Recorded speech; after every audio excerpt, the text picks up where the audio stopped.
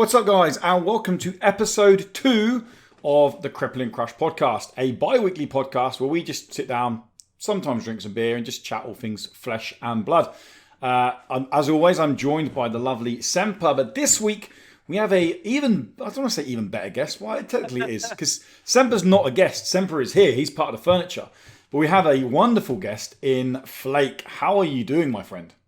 I'm doing well, and I'm okay if you want to take down that route of me being better than Semper, because frankly, as he was my ninja mentor for quite some time, my sensei, if you will. However, I do feel like I perhaps have essentially done the full-on overtaking of apprentice over master kind of thing. That's something we can discuss nonetheless. It's great to be here. Excellent. And we've got some really genuinely fun, exciting things to chat about. It's been a really crazy, bonkers 2 weeks for Flesh and Blood since episode 1. Obviously, Tales of Aria was a thing, that come out and just slapped us in the face. And there's been lots of other things going along with that. We're going to be talking about Road to Nationals, we're going to be talking about Nationals, we're going to be talking about Tales of Aria, and pre-release, which is coming up this weekend. Before we dive into all that, you guys know who the lovely Semper is. You can go follow him everywhere, Twitter and all that. It's all down below. Let's learn a little bit more about Flake. Flake is, I don't think he's going to shout his own praises, but Flake is a very, very, I say integral member of the card game community.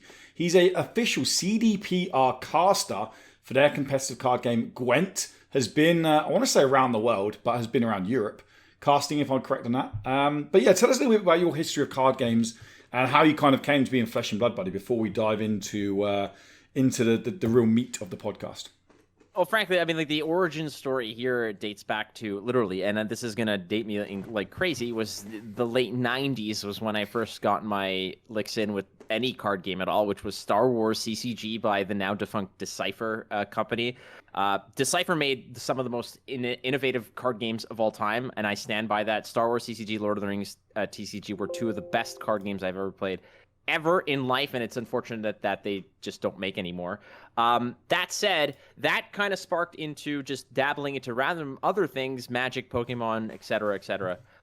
Eventually, we got to a point where I was introduced to the digital media of Hearthstone and this and that, and that whole concept. And to me, Hearthstone was essentially just a very bare bones version of Magic, and I was okay with that. It was something that I can play for free.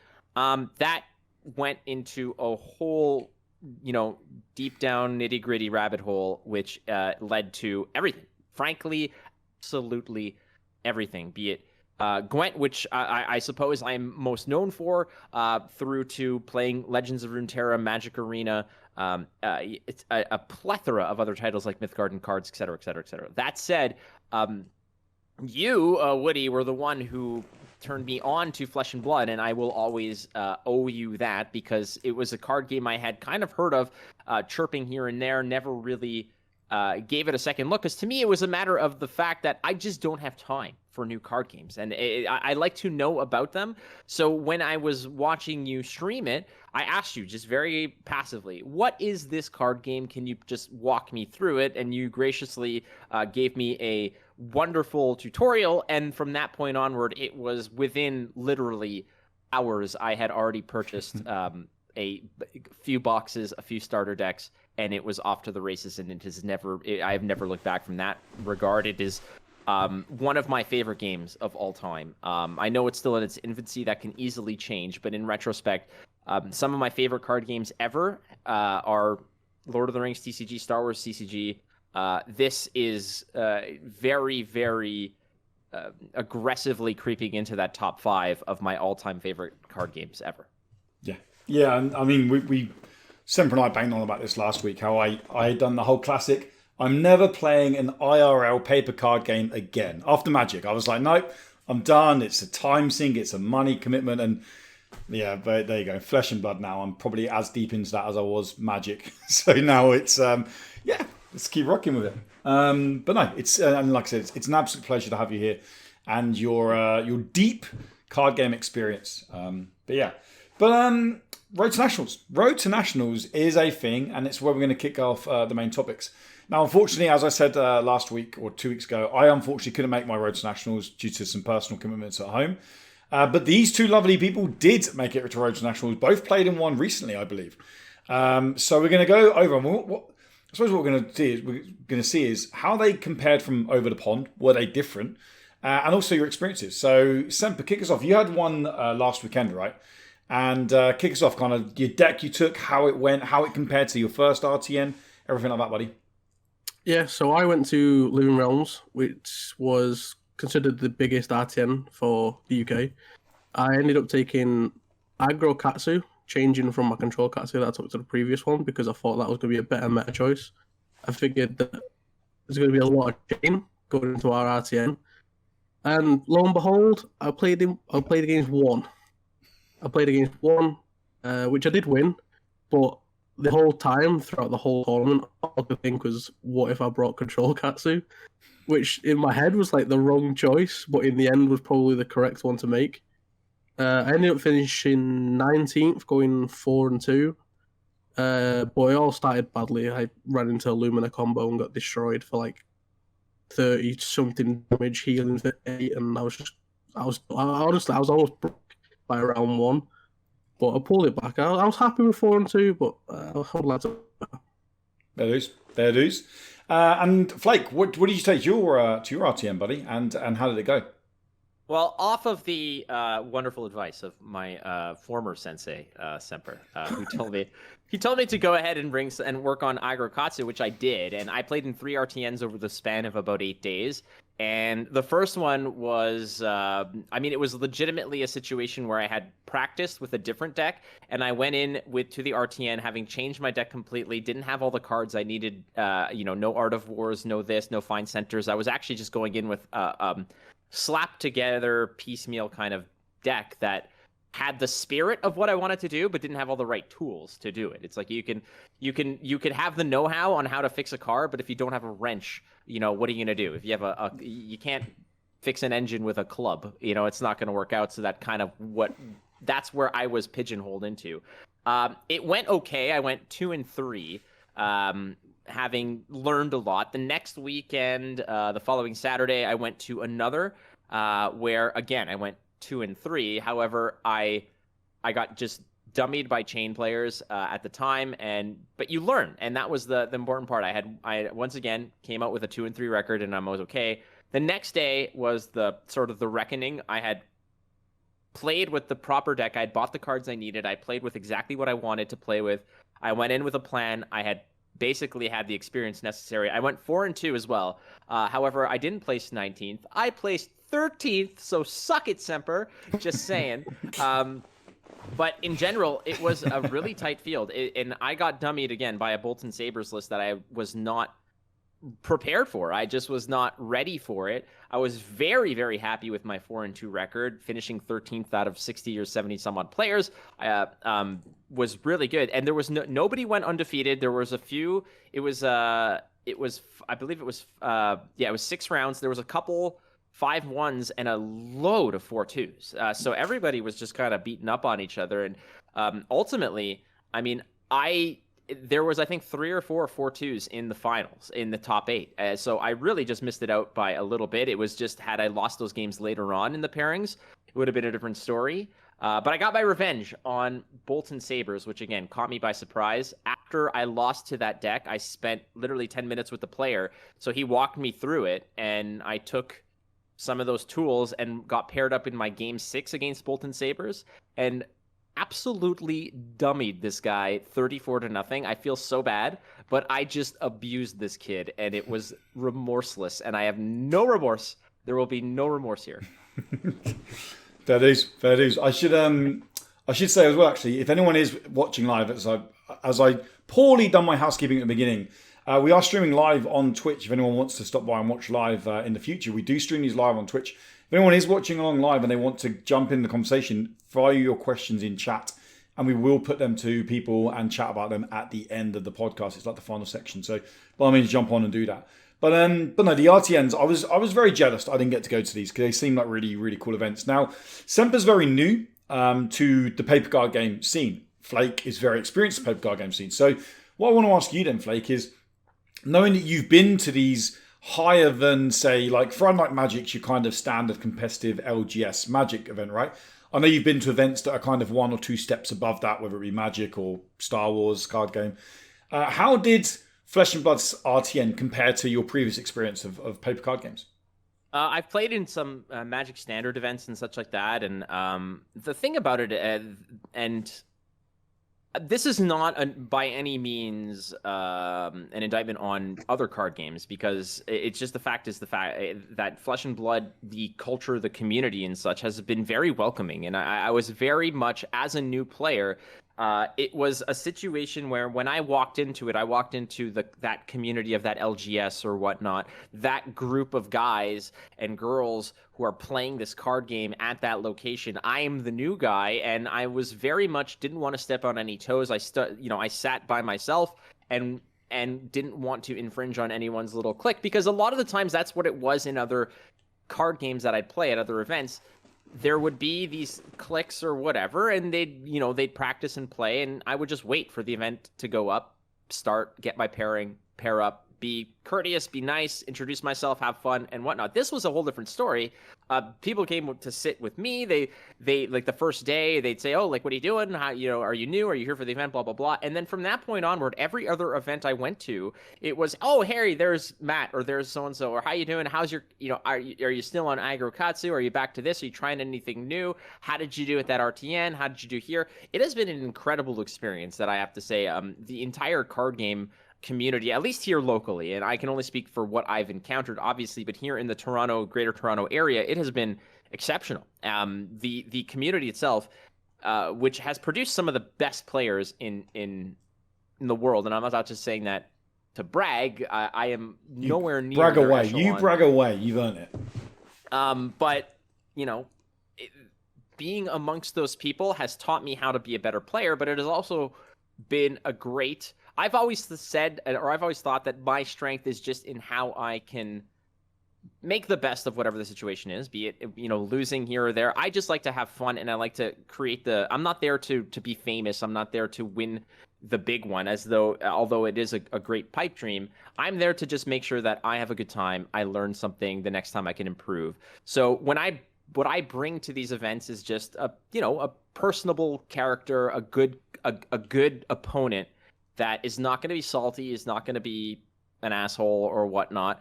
And I went there and I got that right back, of people being personable, inclusive, ready to teach and learn, and just and in their eyes, the importance was in the growth of the game and in the representing the game in a positive light, and just really creating a community that was inclusive and tolerant to my bullshit. I don't know how else to say it, but that's you hit the nail on the head there. Like, I mean, I've, much like you, played many paper card games, and every card game has that honeymoon period, right, where all the community care about is getting new players on. But it comes to that point where they kind of end up going, "Oh, now I just want to beat the new players. Now it's about winning." And I still feel like Fab hasn't it has hit that, but I still feel like there's a real nice almost buffer between, shall we say. There's like a nice stages to the community, especially at my LGS. You have people who maybe buy 2 packs a month. That's all they buy, but they're super casual, and they pick it up and they kind of tweak around. They trade into cards here or there, and they turn up. They don't care if they go 0 and 3, but they're there to have some fun. And you've got other people who are spending £500-600 on a deck, but you still can integrate in the same bubble and have fun, which is amazing. And it's something that I've almost never seen before in a paper card game. There's normally that disparity between, well, of course you won, you're playing that deck, or of course you won, you done that. And this doesn't have that. Hopefully it never creeps in, but at the moment it doesn't have that. But you said the same, right, Sam? Because you're new to paper card games, and your LGS, it sounds like it's booming, mate. Yes, so obviously I'm not from like a paper card background, so I wasn't very used to it. And someone that's very enclosed as a personality, like meeting new people, was always like a big step for me. So when I went to the very first Fab event, it was like just 6 of us, and then it was all very inclusive. And then I stepped out of my shell a bit. Now we've got 25 people in our Manchester Discord, so we've grown by 19 people in 2 months, which I think has been pretty good, considering how little we started with. than now. And now we've got new people coming in. You've got people playing Blitz. You've got people that want to play CC. We've got like the higher competitive people that I want to push for RTNs and nationals. So we've got a nice balance, but there's no diverse. It's diverse, but not like people aren't singling people out. So like the competitive players will teach the new players, and the new players want to spend time with the competitive players. So it's a good group of people we've got. Yeah, no, nice. Yeah, and it's definitely got that kind of nice versatility across the board. And at the RTNs, I know for a fact you guys are both in. We're all in the same Discord, and I know there was a lot of talk about chain. Not the very good Fleetwood Mac song, I'm afraid. But a hero that is currently actually very much running right in the meta. And as you can see up on the screen now, unfortunately for audio listeners, you can't see, but I will explain it to you. We've done this 2 weeks ago, and this is now the most up-to-date, the final end of 6 weeks RTN. This is the meta breakdown done in an absolutely delicious infograph made by Cosmic Plays over on Twitter, or Cosmic Play. Again, audio listeners, if you want to see this, go over to Twitter, literally search Cosmic Play with a Z, and you'll see exactly what we're on about here. So this has got number of top 8 placements and number of top 8 wins. Now, that doesn't have percentages on there, but 352 top 8 placements go to Chain, which is guessing around about 30% based on that pie chart that we can see there. It's which is a pretty substantial amount. If we then go across to top 8 wins, we can see that it's probably more around 40% of those were actually wins, 57 overall out of the 352 top 8 placements. You guys have been to these events. You've played in the flesh and blood, no pun intended, with the competitors. Does anything on this infograph surprise you from what you saw at your events? Let's kick over to you first, Flake. Okay, well, here's the first thing that sticks out to me is the fact that this is very much a game that obviously is not played online. So this is a huge callback to 20 some odd years ago or 20 years ago when local meta was very important, where you needed to know where meta was essentially defined by where you played and what those players played at that particular place and time. So if you didn't have your finger on the pulse of what you were walking into, it was a nightmare. A game like this is very similar. It's as close as it can be. Now, obviously, the internet's going to help people to optimize their decks, and people will create good decks. They'll win, and people will know about them. But 20 years ago, that was not the case, where you walked into a tournament and suddenly someone just had something crazy that you were not prepared for, and you got dummied by, this random deck that comes out of left field. Am I surprised by this? I'm more surprised by the fact that everyone kept telling me that at each and every one of these events that I went to, there was a huge contingency of Prism players.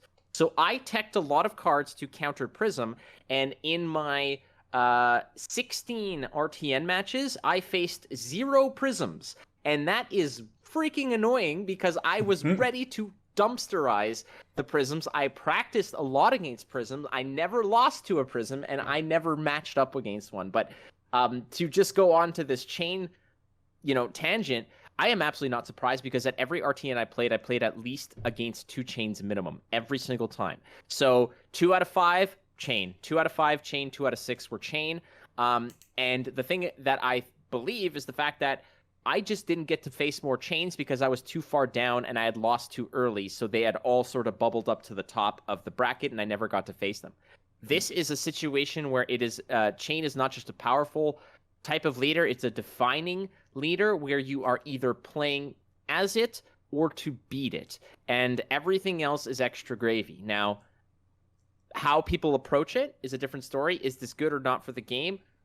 I mean, we'll see. A chain player didn't win the Calling Vegas, but at the same time, 5 out of the 8 decks that made it to the top 8 were freaking chain decks. So that is a very telling number, and it's going to take Tales of Aria, in my estimation, to either slow this down with these ice effects, these frostbite effects, etc., or it's going to be a situation where if it's still as bad as it is, people are going to have to lean on the hero or tech to beat it. Yeah. That's a very, very fair point. And you mentioned Prism, actually, on that point. So going back to the infograph, the Prism, so top 8 placements, 128, finishing third with 128 top 8 placements, but only winning 8 out of the 120 placements. That is the lowest conversion percentage out of every hero represented in this infograph. So showing that a lot of Prisms got to the top 8, but do you think then that the match they came into, i.e. based on the graph, the Bravos, the Chains, and the Katsus just countered Prisms so hard in that more intimate top 8 environment, Semper? Do you think that's kind of what could have happened? Me, I don't know, because a lot of people build Prism in a way to beat Bravo. So, like, if you play the Aura build of Prism, it's actually designed to beat Bravo. Mm-hmm. So I don't actually think Bravo was that much of a problem, because if you build hybrid version where you can go aggro or tank, so then this is quite a flexible build. I don't know why there was no conversion rate. I think Chain was just too strong, and it took so long for the Prism to actually beat the Chain. Whereas obviously a reference to Calling, whereas that Prism player that won the Calling played against 8 Chains and went 7-1. So there must have been something either in the build that was changed compared to Road to Nationals, or there was some kind of knowledge that he had that other Prisms didn't. Gil, if I may. I mean, let's be fair. Players top 8ing in certain cases, it doesn't mean that they're amazing. It means that they just have played well against matchups that they won. I mean, you could just waltz through and play against worse players and worse players. I have to say, after watching and rewatching the finals from the Calling and Tyler Horspool's win against Chain and his record against Chain, the guy just knew his deck inside out and knew how to beat Chain. That is just being better at that deck, because anybody can go ahead and net deck. And this is the same argument I always talk about people. If the game's so easy, just go get whatever the best deck is and play it and succeed. But you won't, because there's something integral. There's this X factor which comes with skill, understanding, experience, wisdom, etc. There are just Prism players out there who can get to a certain point and then fizzle out, because they, as above average Prism players, are going to lose to above average Chain players. But it takes an excellent Prism player to beat an excellent Chain player, and it's possible. And you saw the strategy that he used in that game. There were situations where he ate 20 some odd damage in a turn or went super wide, and then ultimately the game plan succeeded, and it's like, all right, well, my game plan works. My game plan is not to slap back at you. I'm giving you 4 cards a turn, and I'm going to draw up, and I'm going to stop you with Arclight Sentinel when it matters. I'm going to stop you with this. I'm going to stop you with that. And ultimately, at the end of the day, it comes to a situation where I don't care if you have 1 Soul Shackle or 1,000 Soul Shackles, you're banishing the same garbage off the top of your deck, and you better use it because you're going to die to your own garbage. And that is the difference, in my opinion, that I believe that Prism players have not figured out how to optimize that list against other lists. You can be good at it in an environment, and I always talk about this to other players. The difference between a good player, a great player, and an excellent player is always going to be the understanding of your own deck, the mastery of your own deck. But to be an excellent top-tier elite player, you need mastery of every other deck as well, so you understand their weaknesses and how to exploit them. Yeah, I couldn't agree more. It's like the age-old thing when I'd be talking to people who are getting into Magic, and I'm never going to play Dimir Control because it's just not my kind of deck. And I get that, but if you want to play competitively, you need to understand what they're doing. Like even if you're running a budget version, even if you're just running a very basic version or not, you just need to understand the basic mechanics that they're looking to do. Their play sequencing. What are they looking to do? They've got 4 land on the board now. What are they looking to do with that 4 land? What's their kind of go-tos? And yeah, you've nailed it there. Like exactly the same with Flesh and Blood.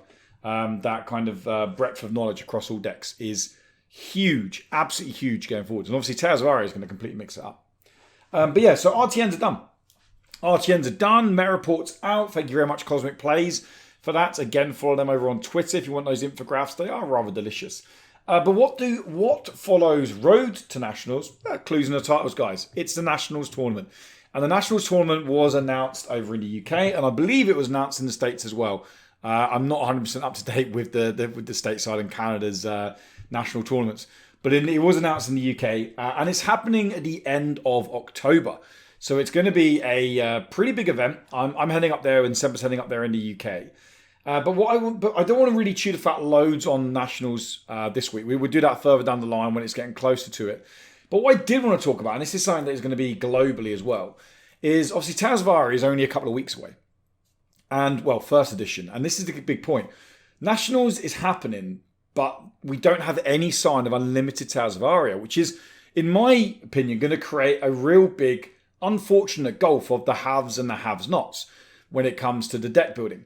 So I just want to spend a minute, guys, kind of just chatting about what our thoughts are on this. Obviously, there's I can't imagine there's going to be any positives to not having an unlimited set available for what is seemingly going to be the biggest competitive event thus far, as in its invitation only. But come over to you, Semper. Like, what do you...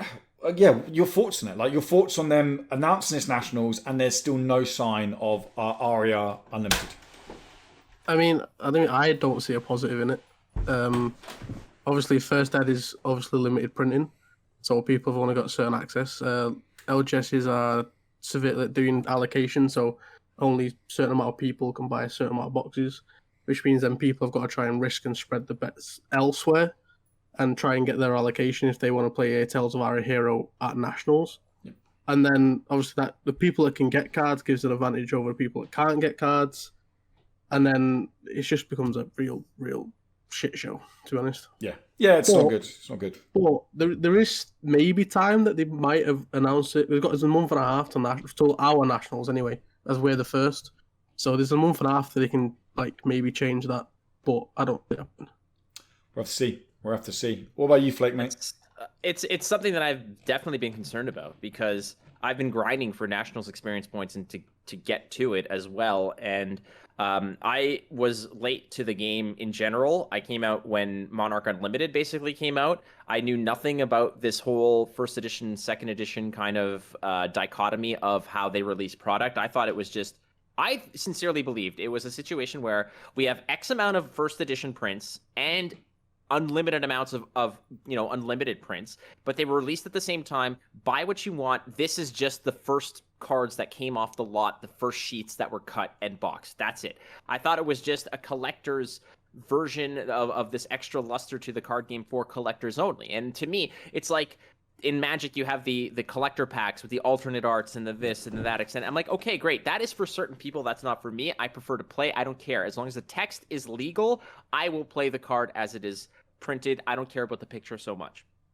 Now, I find out after that there is a situation where the product is released and then the subsequent unlimited version is released afterwards. I didn't know that that's how it came. So when Tales of Aria was released, I was in no rush because I didn't care about first edition. And then I realized that, oh my God, I am already behind the scenes here and behind the leader when it comes to buying this stuff because everybody else gobbled it up in a heartbeat.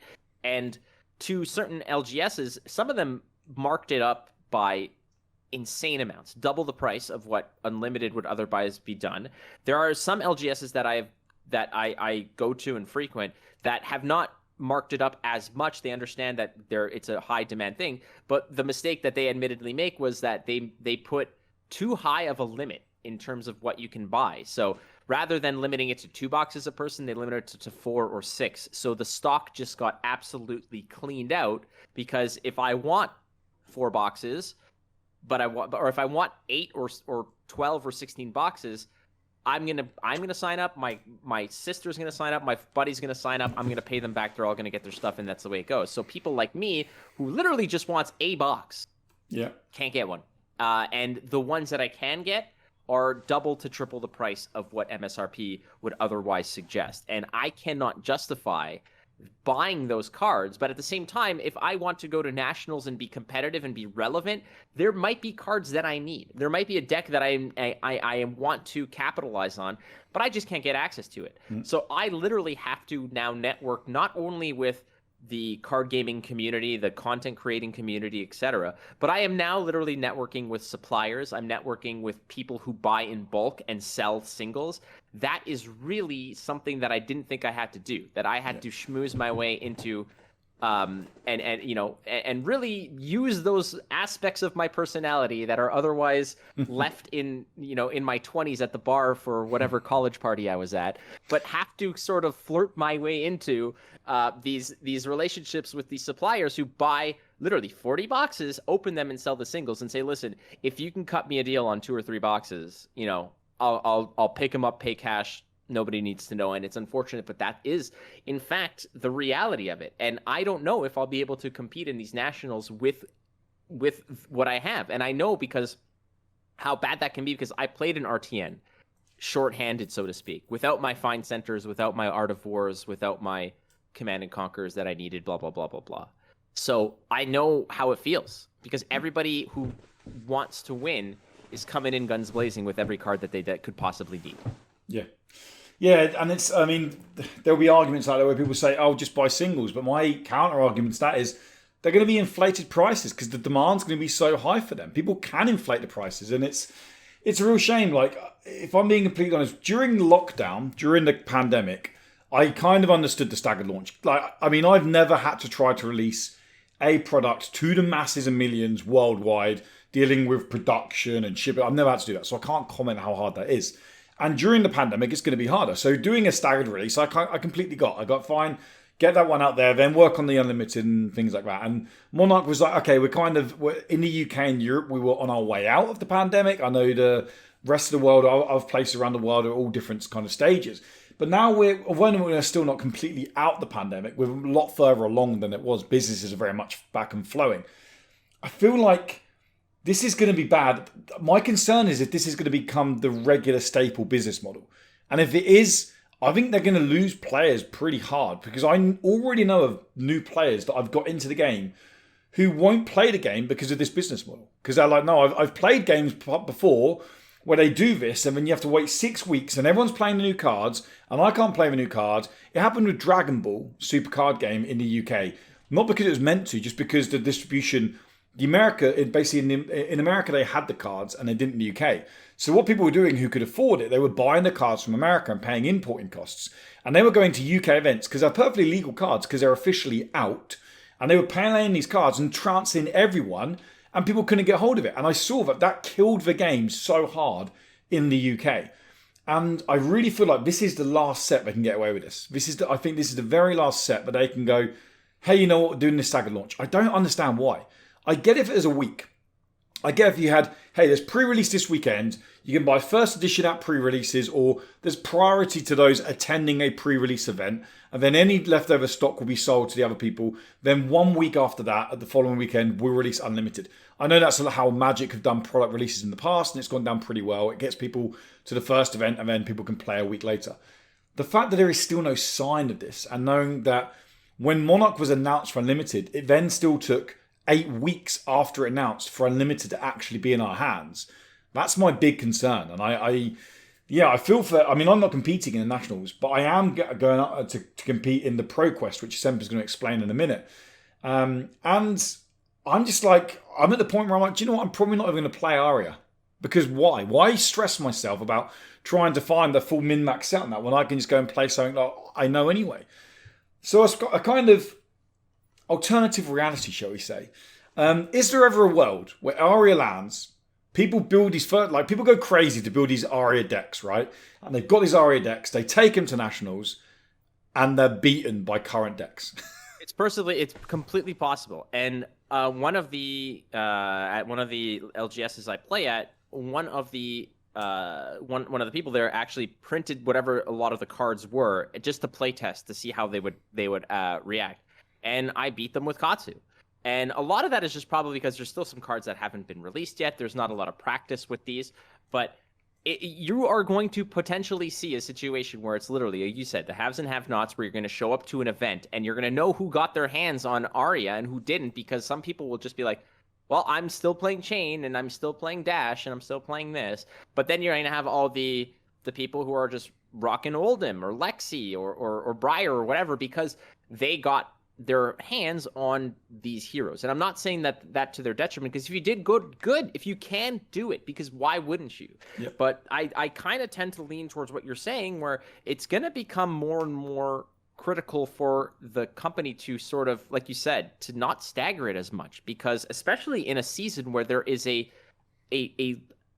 very consequential tournament scene that's happening that has repercussions for people's, and I know this sounds weird, but for their potential careers, like for their income, for their prosperity in the genre. So it's a scary thing to digest when you have to basically overpay to keep up because you either missed the boat on something or people are just scalping you.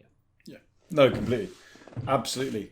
But Semper, you think? I mean, you've actually been playing quite a lot of Aria, right? In tabletop, it's in the official mod. I said the official mod. It's in the sanctioned mod, I should say. And you've been chipping away at it. How have you been finding it, and how are you finding it currently? Based on the, I mean, you played Lexi v Bravo today, right? Yeah, I did play Lexi v. I've done Lexi versus Bravo, and I've done Oldham versus Dash. And Lexi, I don't know how it off was supposed to, but I absolutely destroyed the Bravo. And the Oldham got destroyed by Dash.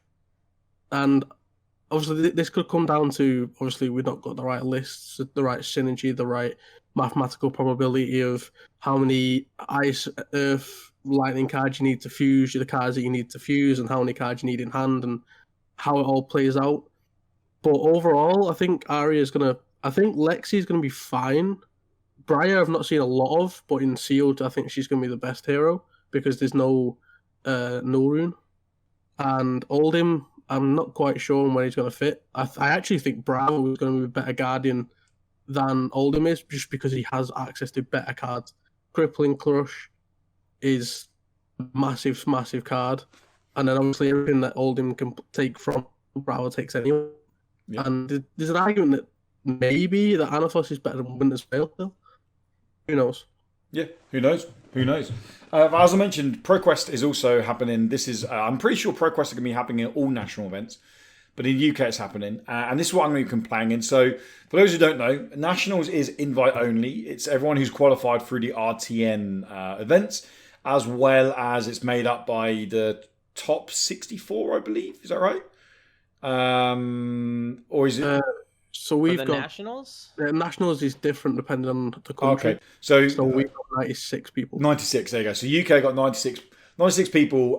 It's made up then from the top 96 people who have got enough XP, shall we say, to make it to that event, and that's how you compete in the Nationals. Which obviously winning the Nationals or placing very high in the Nationals takes you through to the Worlds, the big event. But there is another way to qualify for that, which is through the Proquest, right? Which is happening on the final day of the national events in the UK. And luckily, we've got the man Semper here to break down Proquest. So go on. This is your moment. This is your time to shine. This is... Do the truffle shuffle. Go for it. I'm not doing the truffle shuffle. Proquest will be the second day, well, technically third, if you're counting the Friday. It's a event that will be 128 players for us. It will be 7 rounds of sealed, of TOA. And then it will go to I believe, is it a top 8 cut?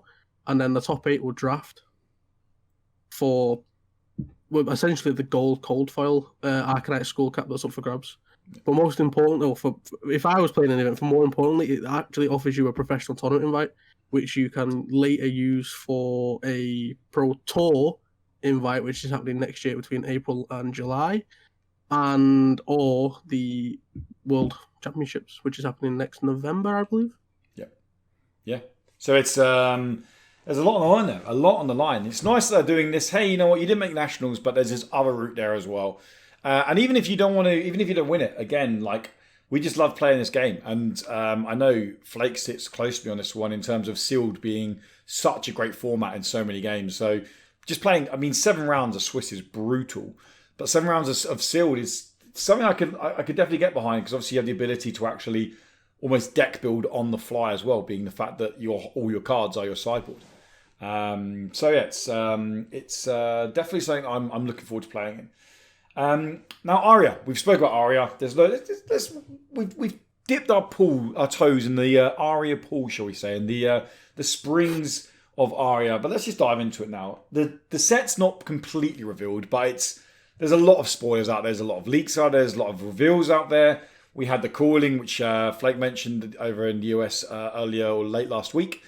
And that kind of had the big reveals. They had the premiere there for Aria as well. Lots of new cards that hadn't been revealed and now all of a sudden getting showed all around on the internet, and some are getting sold for obscene prices.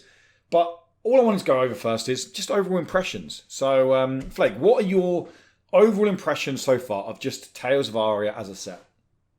What I really enjoy, just in any card game, is any type of control mechanic or slowdown mechanic or something that can manipulate your opponent's game plan, because it creates a scenario where your opponent has to essentially double check their plans and see if it's still good to go. And what I like to do is that if I understand, like, I feel like control games typically reward players that understand everything together. Like, as an aggro player can just go face and they have one objective and they don't care what their opponent's doing. And if they mess with your stuff, then yeah, I guess it's a different story and you might have to rearrange. But again, it just becomes what is the most amount of damage I can do with the cards I have in hand. Playing a control a control element to your deck, or playing a control deck rather, that has a lot of those disruptive elements to it.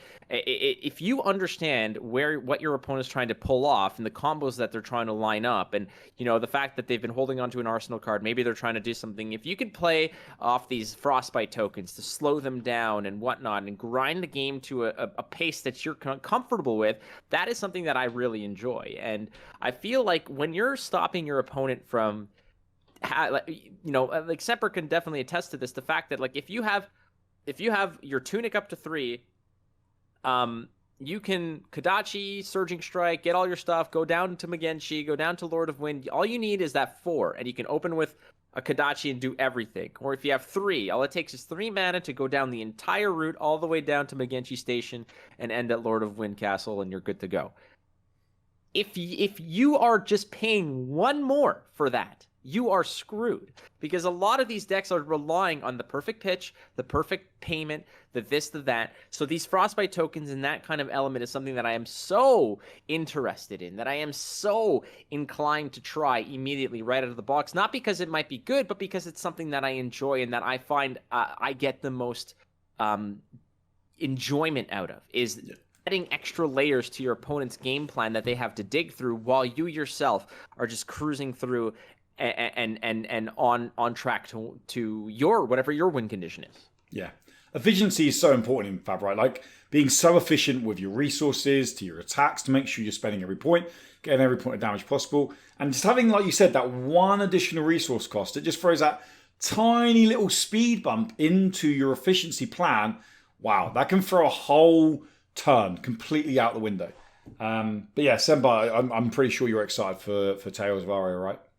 I mean, I'm naturally a control player, so I love the fact that ice completely shouts to me.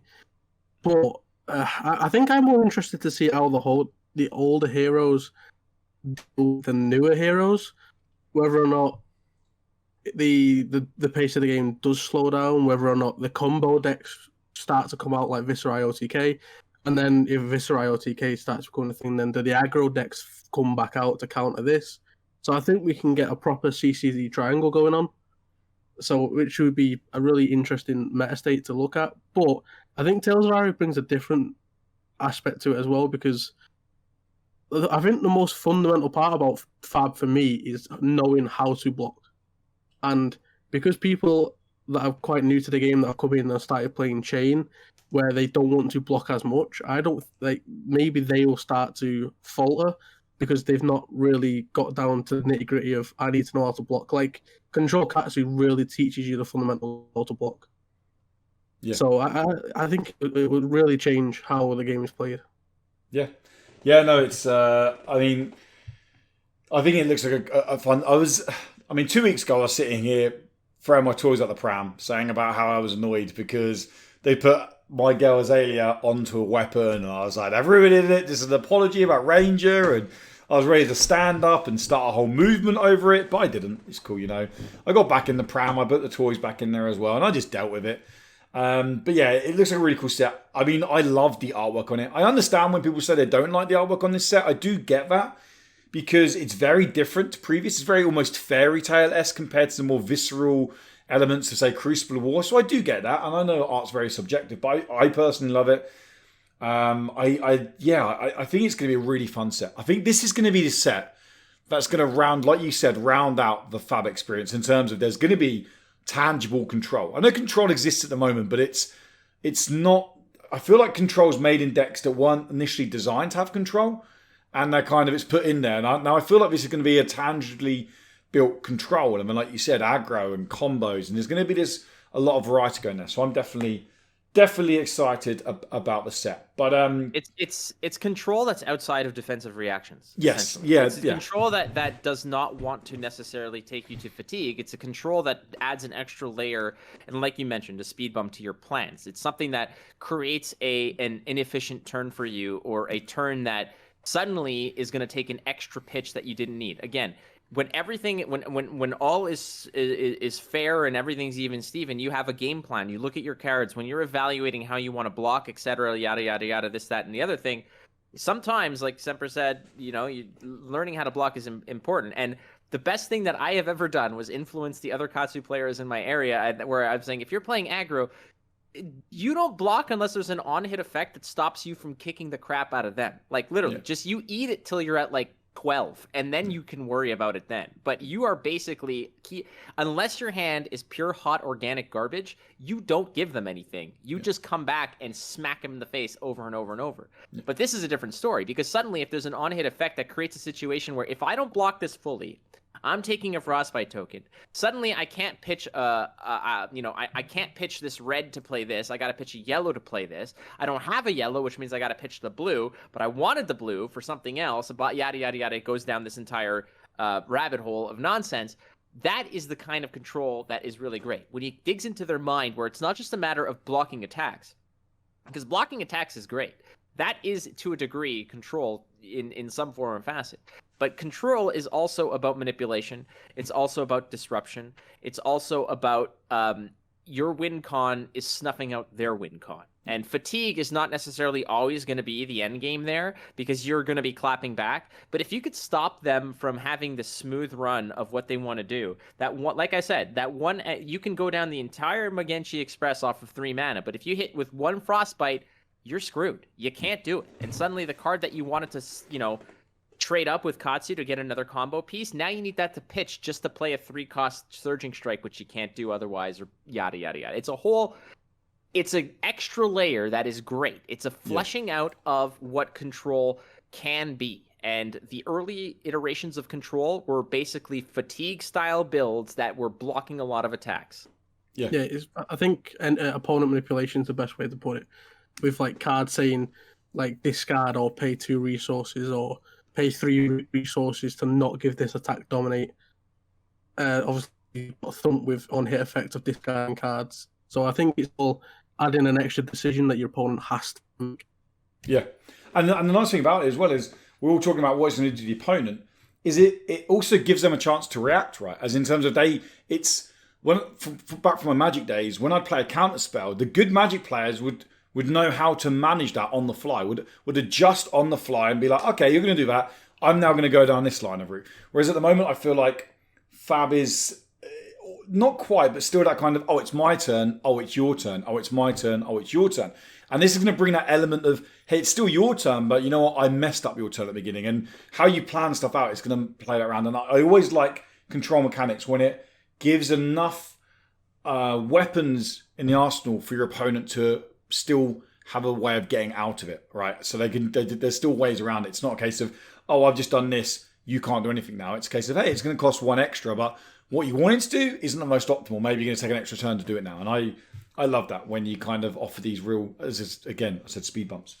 But wrapping up Tales of Aria, who are we looking forward to playing, boys? Who are you like, do you know what, I really want to pull this champ, this hero, and I really want to build in STEM day one. I know who Semper's going to say. So, kick over to you, Flake, first. Who are you buzzing to play? I'm looking to play Big Ice Daddy, frankly, honestly. I mean, I think that it's just something wherein It just speaks to me, and something along the lines of, if you've ever played Hearthstone, playing something like Wallet Control Warrior, you just sit back, you tank up, you eat it, and I'll see you at the end of the of the game. I'll see you in 30 cards, right? Like that's the kind of thing where it is. However, Flesh and Blood's a different story. It's you got these fat ass decks, but I feel like something like Oldham's going to be like, all right, I'm just going to jam 80 cards in here or 75 cards in here, have my equipment up, my weapon, and let's roll. I'll block everything. Don't give it. I don't know if I can swear on this podcast. No, crack on. Crack on, yeah. Crack on. Yeah, crack on. Yeah, I'm going to crack on for sure. Semper's just stewing right there. Yeah. I don't give a shit. I'm going to do whatever I need to do and just to stop you. And in the meantime, here's a whole lot of ice. Here's some freaking ice lakes to stop your shit. And then we're going to go real ham on this. I think, again, I need to see more cards. I want us to really sit down and take a better perspective once I get all the information and sit down and study it. But frankly, whatever gives me the best option to just say, whatever your plans are, you're paying a tax. It's the ice tax, essentially. It's like literally playing in Canada where it's cold and you're getting taxed out of your mind. That is basically what Oldham is. He's the ultimate Canadian hero, and that's what I want to play, is Big Ice Daddy, Oldham. Nice. Semper, I'm pretty sure you're going to be following suit here, right? Yeah, I mean, after playing Lexi today, I might be veering a different direction. I had a really lot of fun playing Lexi today. Oldham was definitely the first person that shouted to me, like, big attacks, big on hits. Let's just fuck with my opponent as much as possible. 10 dominated with like creating frostbite tokens every turn. Give it to me. But then after playing Lexi, I was like, this is giving me a bit of a different kind of view on the game is played. Like I was also playing with Voltaire, and I was like hitting 2 arrows a turn, and like there was actually like a really aggressive game plan coming out. So I don't know. I mean, the only person I won't be playing is Briar. I've had enough of Runeblade. I don't need any more Runeblades. Well, I won't carry on with the Runeblade memes that I've been seeing everywhere. But I mean, I can't wait to play Alexi. After again, throwing my toys out the pram, being like, oh, she's the overpowered version of Azalea. I'm like, do you know what? I love Ranger. Ranger is still my favourite hero to play. Like Azalea was still my favourite class to play. It's one of the first ones I got kind of competitive with. And I mean that in terms of I min-maxed the deck the most. I put the most kind of resources into the deck. And I love the flavoursome of the deck. I love the way you're loading your bow and you're shooting from... I just love the way that works. It feels just such unique to me. There's an appeal, right, to that type of character, to the archer character, be it like Hawkeye or Legolas or freaking... I don't know who else is an archer out there. But you're right, yeah. They're the cool kids. They're the ones that didn't get bullied at high school, right? So yeah, man. Like, that's just the coolest freaking thing, is just to see that happen. But, like, ultimately, it's just the optics of the fact that it's like, all right, you know, you pull the arrow out of the quiver, you string it up, you fire, and then you got another arsenal double shot. You got, like, the double tap kind of going on with, Legolas just putting 2 in the cave troll skull. Like, just so freaking cool to see that happen. Like, the visuals and the imagery is amazing. I'm getting full-on imagery of one of my favourite films, and I don't mind saying that. Robin Hood, Prince of Thieves. Kevin Costner, where he rips the feather off and he shoots the 2 bows at once. They split, hit the men on horseback. That is it. That is me playing Lexi all over. I'm telling you. But no, I can't wait to play Lexi. I really can't, actually. And I'm looking forward to jumping in. But we're going to jump over, guys, and this weekend coming up, we have got pre-release, right? Pre-release weekend is coming up, and people around the world are going to be jumping in, playing some pre-release. So what I thought might be nice is if we kind of share our own opinions, tips, whatever you want to call them, on some cards to maybe look out for, and why, not so much to look out for, ones maybe we're looking for, why we're excited to play them, or ones that we maybe say, hey, if you find this actually, I reckon this is going to be a really good card. So we've gone over to our little fancy news screen, shall we say, where we can get the cards up. And I'm going to kick off with you, Semper Buddy. So if you let me know which card you want to speak about first, buddy, and I will make sure the lovely people watching it can see it. Don't worry, all your listeners, we'll be talking about the card as well. We'll start off with Chill to the Bone. That's the one I haven't got. Semper already messing up. He hasn't. Yeah, you didn't even send me that. He didn't send me that. sent it, yeah. No, he didn't. Just crack on. Oh. You know what? Crack on. No. Sorry. I've got it. Sorry, that was my bad. I'll start off with Polar Blast. Oh yeah, do you know what? Funny enough, sorry, I do have that changed what I was putting. Yeah, My notes. there we go. I'm Boom. bad at making notes. I'm sorry. Well, yeah. Wow. So obviously, Polar Blast is a ice action with that's one resource. A target opponent may pay one resource and they don't get like dominate. If it's played from Arsenal, draw a card. So I really like the fact that it can synergize with Lexi. So you can reveal it to make a Frostbite token, and then you can play it from Arsenal to then redraw a card, and then maybe allows you to fuse a bit later on. But then if you're playing a like an arrow, it can obviously giving the arrow dominate and making your opponent like force a card out of hand, or if they're lacking resources, paying 2 cards out of hand and not give this arrow dominate because of the on-hit effect. But they don't know what's coming until they paid for it. Yeah. So I think it's a really, really like fuck you card to your opponent. Yeah, it's a great endgame card, right? Because they might have the perfect like hand to find lethal. You don't, but you're like, hey, I'm going to put this attack through for 4. Give it dominate. That 1 extra damage maybe is lethal on your end, so they're going to have to pay something from their hand to pay that 1. Right? They're going to have to pitch something to pay that 1, and that can disrupt them hugely. Like we said, and again, speed bumps. Nice. Yeah, I get Polar Blast. Flake, you like that card?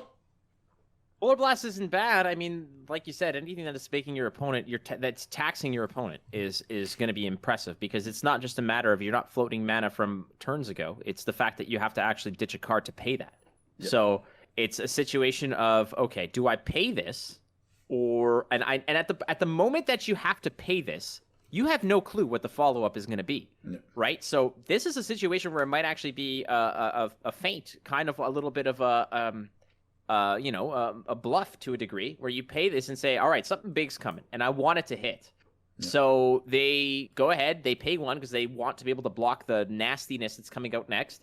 And you either decide, all right, well, maybe I do have it, but I don't want to play it now because it's no longer dominated. But I did get a card out of them, so they literally blocked a do-nothing card. Mm-hmm. Or the big card does come out, they don't pay it, and it has a wicked on-hit effect, and you're effed. And like you said, the tough part here is that whatever your next card is going to be, this is a card wherein you're going to have to... I mean, I would imagine that...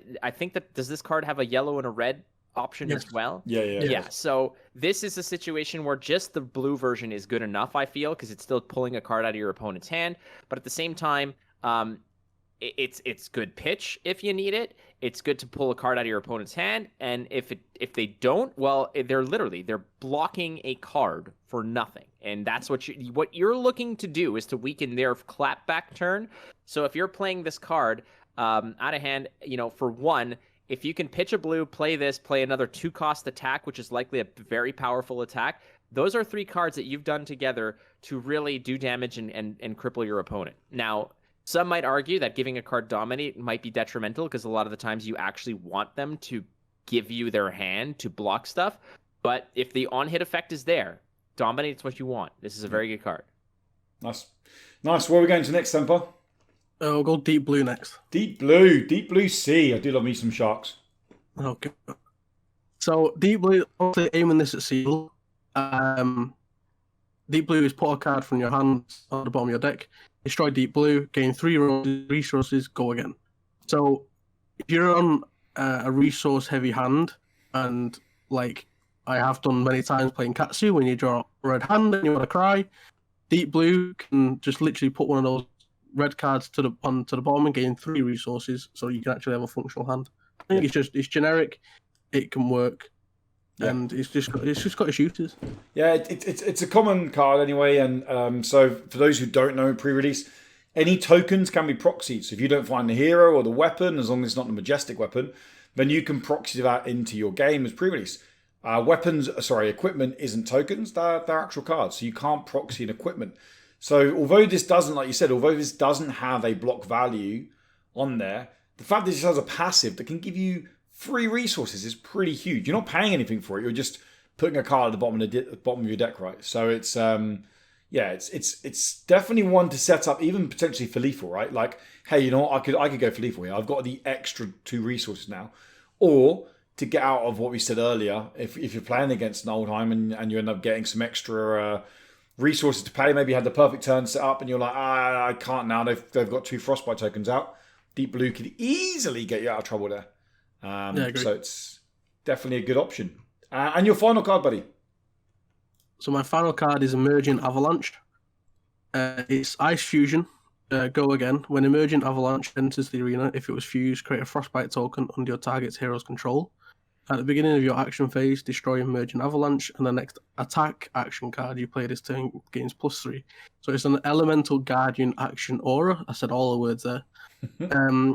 It's 2 resource cost. I think this is a very good card. I wanted to try and stay away from the fusion and class specifics, but after playing Holding yesterday, this card is so goddamn good. Like, it's an aura that's going to give you attack next turn, but also creating a Frostbite token for your opponent's next turn. So it's like, a lot of time when Guardian played auras, it's like an invitation to get smashed in the face so the aura doesn't. Whereas this is messing with them and you're gaining the benefit from it.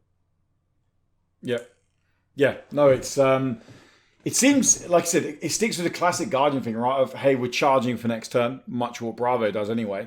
But that Frostbite token, especially in a sealed format, can be an absolute pain. Is this a card you'll be looking out for, Flake, in your pre-release? Well, I mean, anything like this that creates Frostbite, the 2 cost can be problematic, but it does block for 3, and that's also a decent option for you there.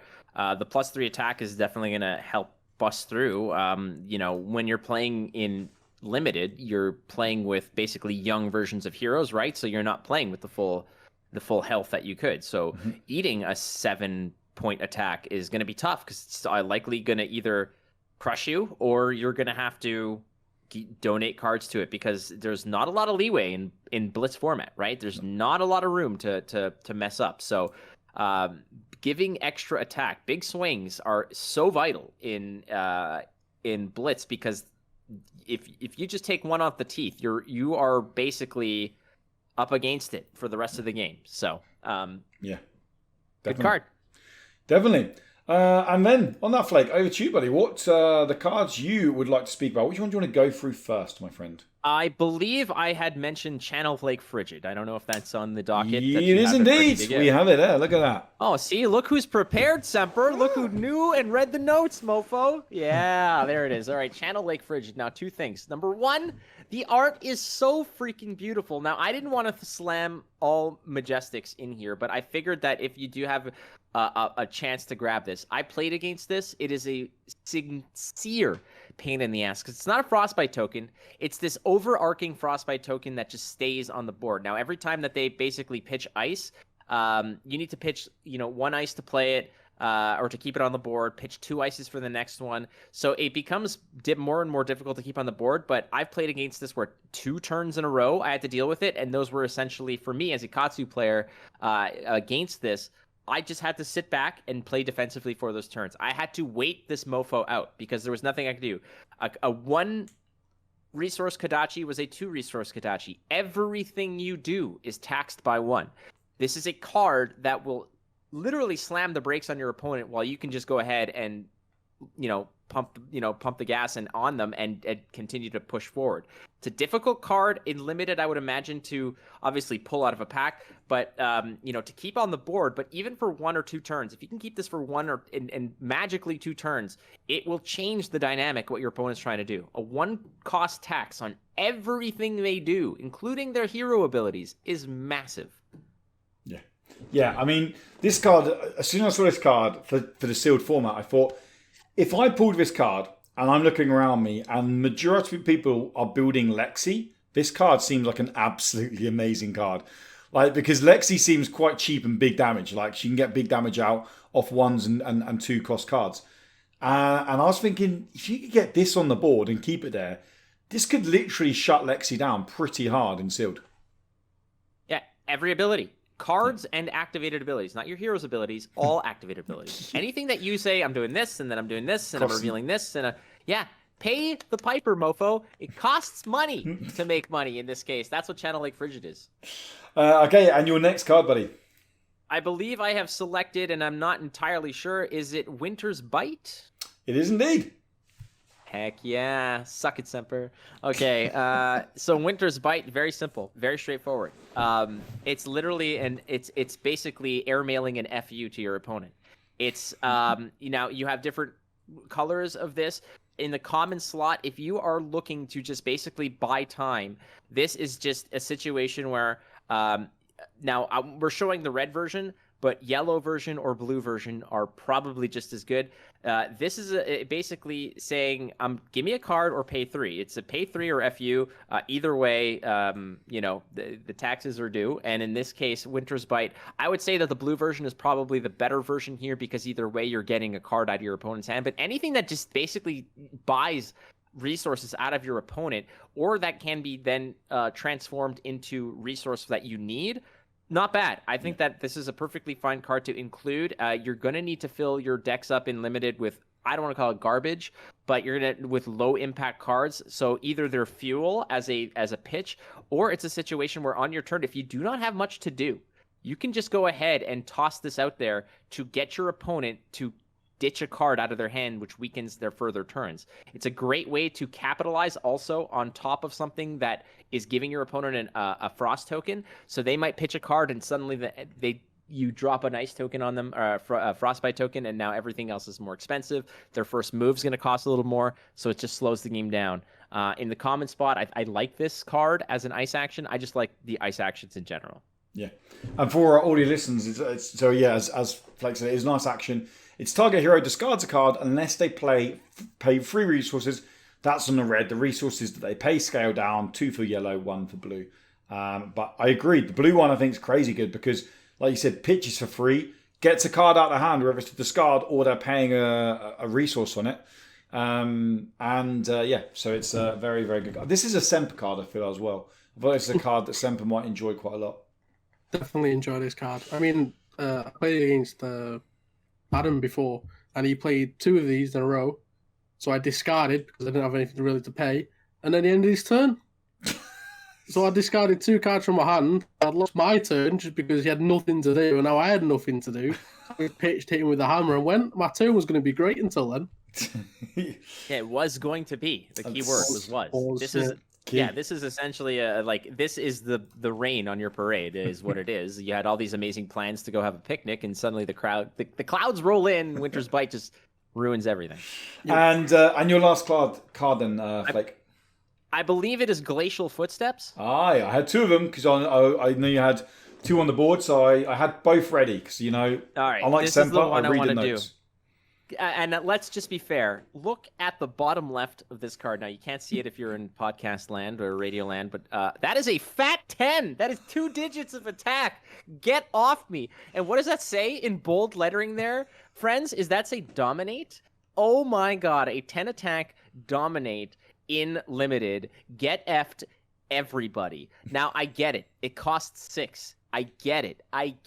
That's just 2 blue pitch, mofos. That is not that bad to drop in. So you pitch 2 blues, you show them some fuse, another ice card, and then you slap them across the face, say thanks for showing up. Here's 10 damage. You can only block with 1 card from hand. Again, when it comes to limited, pure gas is what people are hunting for. Those really high impact red cards. You need them because in limited you don't necessarily always have what you need in draft, etc. Blah blah blah. Those high impact cards, those high attack cards are what win you games because they're harder to defend, but finding them is going to be difficult. If you just pick up 1 or 2 of these, you're good to go. Not to mention the yellow version is probably just as great. The blue version coming in for 8 potentially would dominate just as great. If you find one of these, I say just go for it because this is a game-winning card if you can manage to fuse it and pay for it. It is ridiculous to face down, and I fear the day where my opponent comes in with a 10 cost, I've played in Blitz where the opening play was a dominated Crippling Crush and I just cry.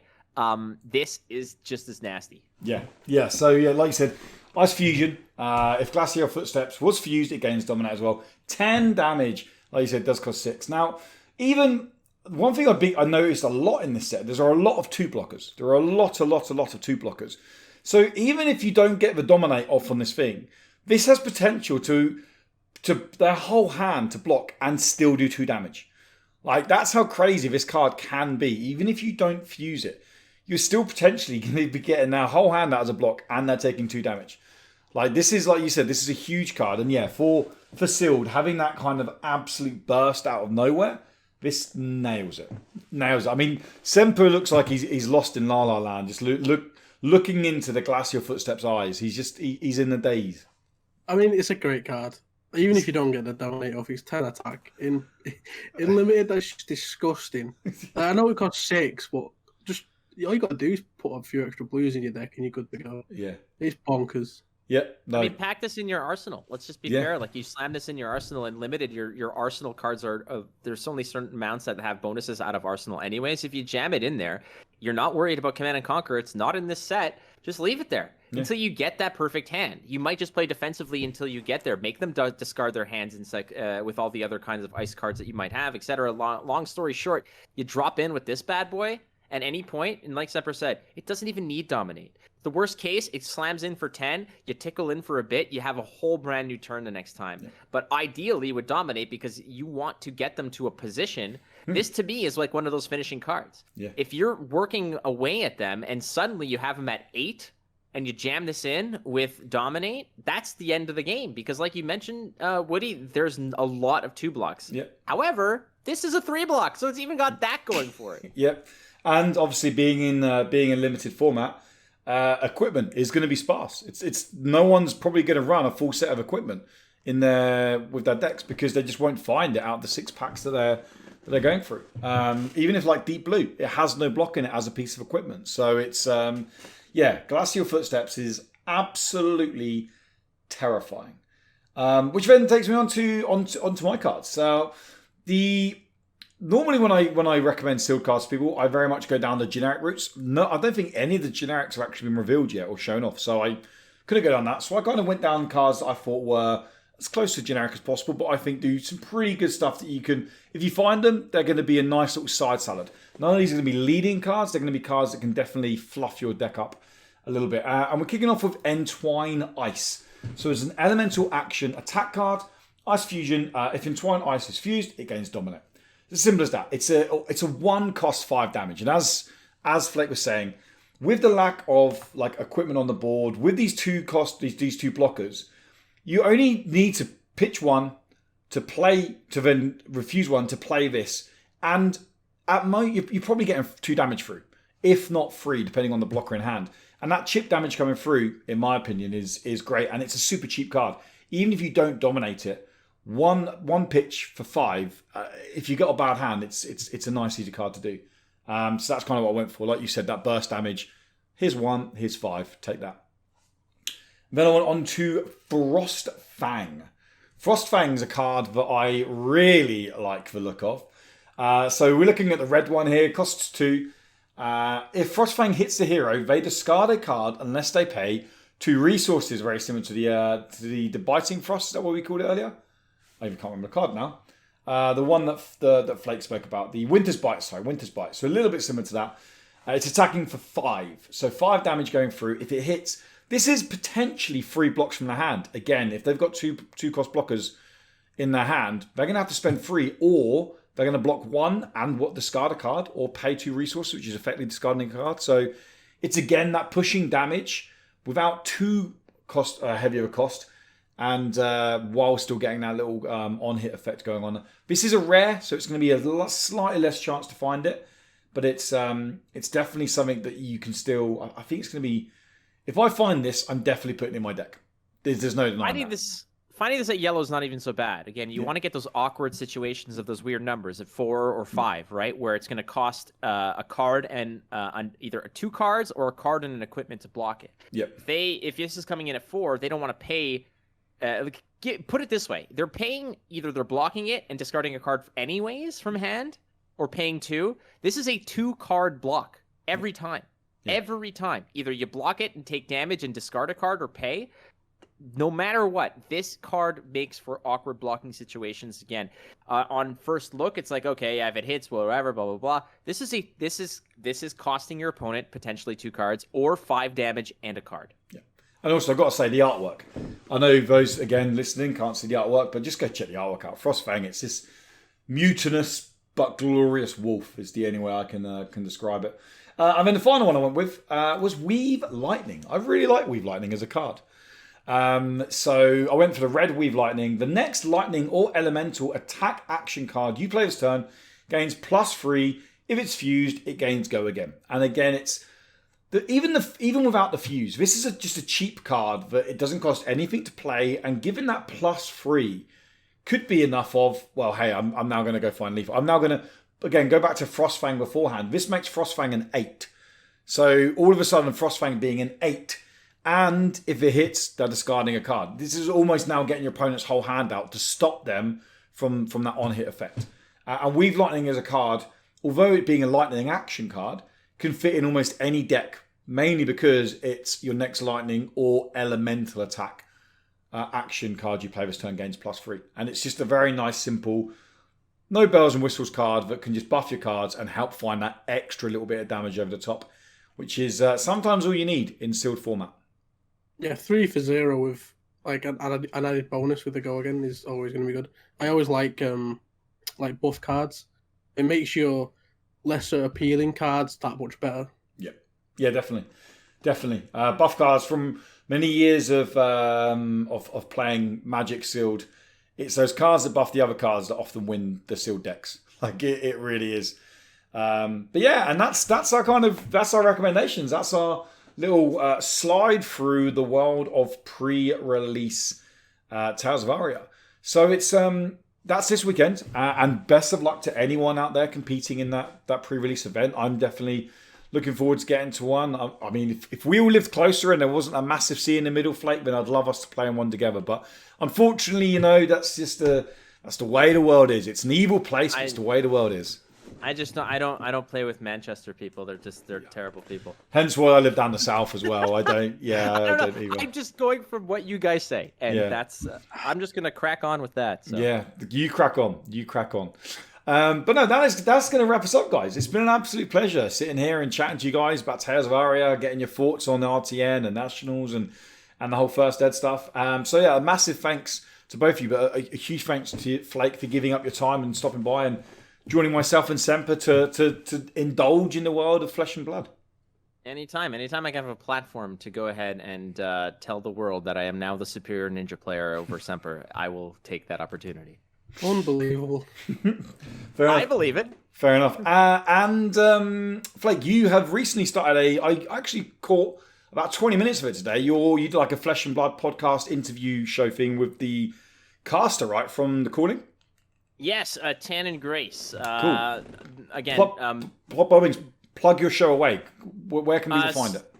Well, so it's brand new. Again, Flesh and Blood is something that I am immensely passionate about, and I will always thank you for that. You're the one who just kind of lured me in with the carrot and the stick all together at the same time. But it was the show is called the Instant Speed Podcast. Our first episode debuted today. Ironically, it's available on Spotify. If you want to go check it out, it's also on my YouTube channel, but that's soon going to be changing. I just hate having things on my YouTube channel.